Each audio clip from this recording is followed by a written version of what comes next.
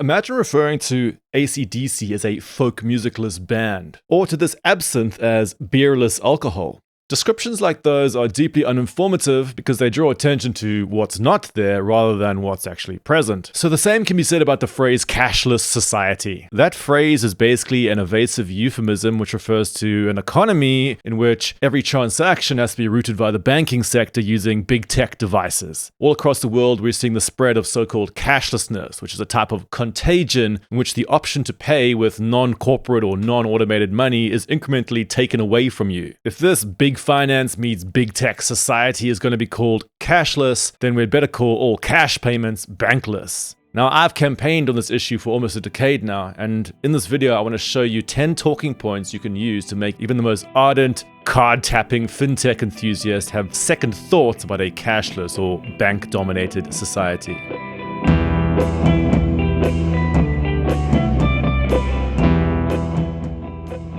1. Cashless is like bicycle-less.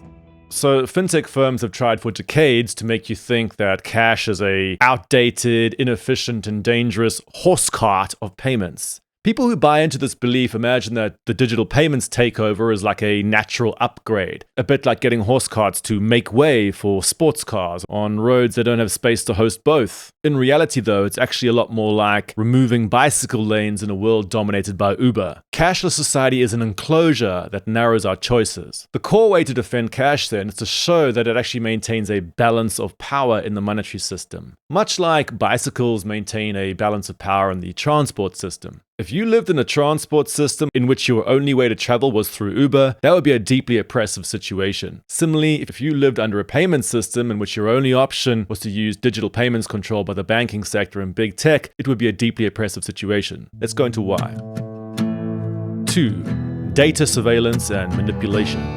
So some commentators have recently been characterizing the move towards cashless society as a kind of digital nationalization of money by big government. But in reality, it's actually a privatization by big finance and big tech. The vast majority of our digital payments rely on a collaborating oligopoly of banks, card companies like Visa and MasterCard, fintech platforms, tech companies like Apple and Google, and big global financial alliances like SWIFT. When you interact with this complex, you're leaving detailed data trails about when, where, with who, and on what you spend. It's true that governments can do surveillance of that data, but big corporates can too. If governments are like Big Brother, many firms position themselves like Big Bouncer, spying on your payments data to decide if you get access to things or not. And Big Butler, using your data to creepily manipulate and steer you, but making out that this manipulation is actually a form of helpfulness.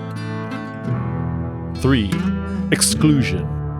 So to survive in a market economy, you have to buy stuff, which means if you cannot access the payments infrastructure, you'll be severely at risk. Now, while many of the world's poorest people have historically struggled to earn high incomes, they don't normally struggle to actually spend their small incomes in the form of cash. But as the cash system gets shut down, they are increasingly forced towards digital systems run by private sector actors, who often don't actually want them as customers and who will often exploit them. There are also many people who struggle to access reliable digital infrastructures, and when the option to use cash is removed, they essentially get firewalled out of the economy. This issue doesn't just affect people who can't use these digital systems, it affects everyone who actually doesn't want to use them. This could include people like me, who are politically opposed to being totally dependent on big tech platforms, as well as free spirits who don't want to be constantly tethered to their phone, and people with disabilities who find the tactile nature of cash easier to work with. In places like London, policymakers have essentially allowed the cash infrastructure to implode. Half the city is now basically inaccessible to people unless they're willing to turn their lives over to Visa and MasterCard.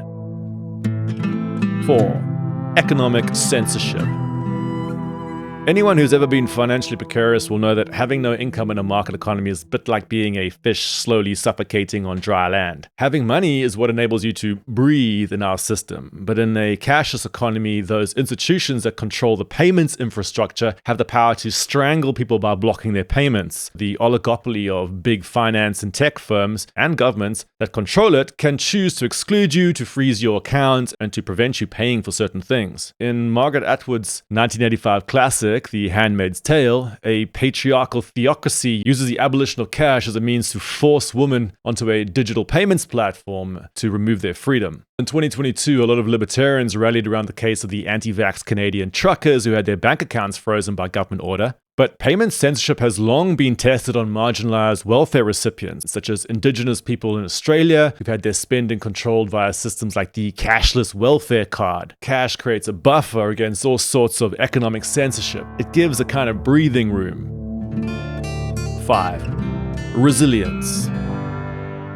Being totally dependent on large-scale digital infrastructures and systems is a stupid strategy in a world beset by natural disasters, power outages, cyber attacks, systems failure, bugs, and hacks. These things can bring an entire economy to a standstill when there's no cash backup. As the saying goes, cash doesn't crash. So I constantly have to face these short-sighted economists who moan about the so-called cost of cash. The fact that there's a cost to maintaining the public cash infrastructure. But that's a bit like a property developer moaning about the cost of stairs in a skyscraper. Picture them saying something like, "Hey, why don't we leave the stairs out and only have elevators? Much more efficient. Nobody uses stairs anymore. They're so expensive to build and maintain, and the youth don't like using them." We all know how that ends. If there's an emergency in a skyscraper without emergency stairs, it's only the people in the building who are affected. But in the case of the monetary system, it's our entire society that goes down if we have no payments backup. Money is part of the deep operating system of capitalism. It's the foundation upon which all other industries are built. So any breakdown in the monetary system causes everything else to break. So it's one system you have to promote resilience in above all else. In this case, optimizing for short-term efficiency rather than long-term resilience is downright dangerous. But even from a narrow business perspective, the cashless equation doesn't add up. For example, a few years ago, I found myself at a UK music festival where the official beer tent refused cash and then had to turn thousands of beer-seeking customers away as the mobile networks their payments terminals relied upon repeatedly crashed. More generally, digital hype is built on the probably unrealistic belief that we'll face no future resource constraints. Not only do we already have major supply chain problems in things like microchips, but half the world's rare earth metals come from a single mining district in China, meaning the resource constraints could easily be amplified by geopolitical tensions.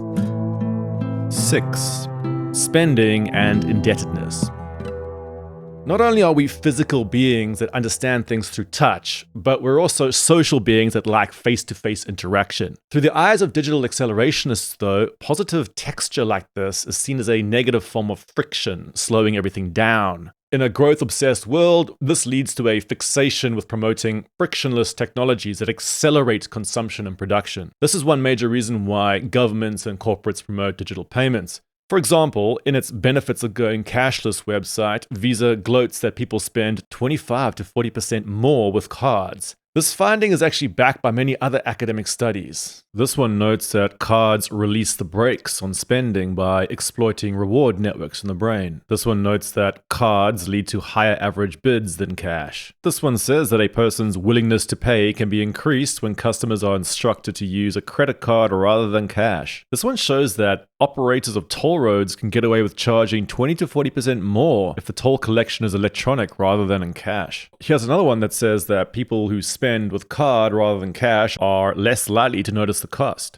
Accelerating spending and digital payments might be narrowly good for big business, but it's not good for ordinary human beings. Millions of people are driven into unsustainable credit card debt to serve this unsustainable growth model.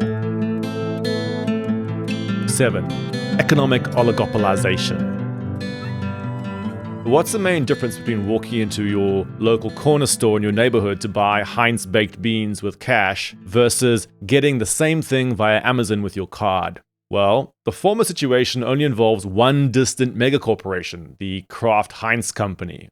Whereas the latter might rely on me using a Visa card from Barclays Bank, hosted on an Apple iPhone or Google Wallet, docking into Amazon to initiate a payment via Visa's data centers to Santander Bank. So nowadays we're told that becoming permanently plugged into these digital corporate oligopolies is great progress, and that small local businesses should also become totally dependent upon these behemoths. In the resultant cashless economy, there really is no such thing as local anymore. You're going to have to pay fees to a series of distant corporations thousands of kilometers away to interact with someone who's literally standing right in front of you in your local farmer's market.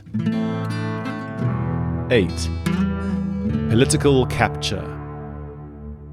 Every beep that you hear on a contactless card terminal is the sound of the card companies and banking sector getting richer. In the aftermath of the 2008 financial crisis, everyone was aware of just how powerful large financial institutions actually are, and how their too big to fail status held our political systems hostage. Since then, though, they've tried to present themselves as being good corporate citizens, sliding into the background while quietly entrenching themselves into our lives via digital finance. A cashless society is one in which we are totally dependent upon bank accounts for almost everything. The financial sector as a whole has a stake in the cashless bonanza, and the fact that their infrastructures are increasingly the only way that we can survive means that they can extract enormous political power. This actually means that rather than fighting to protect or promote the cash system as a strong public alternative, many governments actually spend their time trying to onboard everyone into the banking sector via financial inclusion initiatives. A cashless society, then, is one in which big finance ceases to be an optional service provider and rather becomes a mandatory part of your life at all times.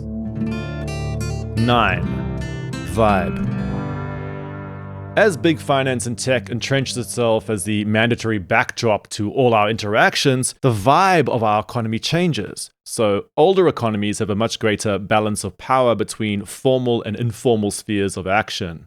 The formal space is big corporations, and the informal spaces are much smaller scale, everyday peer-to-peer interactions. In the 1950s, you might have gone to work for a big company, but your daughter could still sell lemonade on the side of the road without paying a MasterCard executive. You might have actually ended up being a yuppie lawyer in the 1980s, but you could still toss a coin to a busker without it depending on your bank. A modern cashless economy, by contrast, is an economy where everything routes via formal institutions, regardless of how small it is, and this means the whole economy starts to feel different. The attack on cash is actually one element of a broader process of gentrification, in which more down-to-earth informal economies are systematically replaced with a deep layer of corporate domination. Think about the new breed of cashless independent stores that are popping up at the craft beer place, or the high-end cupcake bakery, or the hipster coffee grinders. They do look small and independent, but in reality they're all plugged into a complex of tech and finance firms, and their independence is superficial when compared to the small businesses you might find in an immigrant neighborhood, such as a cash-only Jamaican record store in London or a Turkish barbershop in Berlin. This gentrification seems modern, but deep down it's driven by a profit impulse that prioritizes automation, efficiency, and scale, values that eventually make a city start to feel sterile. Anyone who's lived in a city like London for more than a decade will remember a time where you could go to small underground parties with cash-only bars. Now, the values of that more informal style of economy are being hunted down and assassinated by corporate capitalism. So sometimes hard-nosed economist types look at me strangely when I pull out these arguments about the vibe of cashless society. They say I'm being romantic. In that case, let me end with a very unromantic point, which is 10. Financial stability. Even if you do lack the endless automation and efficiency drive in our society and feel at home in the sterile corporate gentrification that it creates, it's actually really bad for financial stability. That's because the only reason people actually trust in so-called cashless digital payments is that they believe that those units that they see in their bank account can eventually be redeemed for cash. This becomes especially apparent once you realize that those units that you see in your bank account are essentially digital casino chips issued out to you by your bank. And a casino chip means jack shit if it can't be redeemed. During crises, people always run to the ATM and turn their digital chips back into government cash, like people running for the exit of an unstable casino. So when you see banks shutting down their ATMs and their branches, it's a bit like them blowing up the exits, stopping people from leaving their systems. But while that makes sense to them individually, when they do it collectively, they risk undermining the basis of public confidence in their private systems. After all, if I can't really get out of a bank, do I really want to go in the first place? In the end, these so-called cashless systems are in fact both legally and psychologically tethered to the cash system. It's important to realize that cash can actually coexist with cards and apps, and when we keep those in balance, the different forms of payment can actually complement each other. It's only really when this balance is removed that the dark side of digital payments gets to flourish. The fight against cashless society, then, is actually a fight against a state of unbalance. If you want to go deeper into this, check out my 2022 book, Cloud Money, Why the War on Cash Endangers Our Freedom. You can also check out the cashback section on my website, Asamoko. Please do leave a thumbs up if you found this useful, and let me know in the comments of any experiences you've had of the cashless contagion spreading into your local town or neighborhood. I hope you've enjoyed this video, and please do share it to spread the word about why we should protect ourselves from cashless society. Thanks for your support, and see you next time.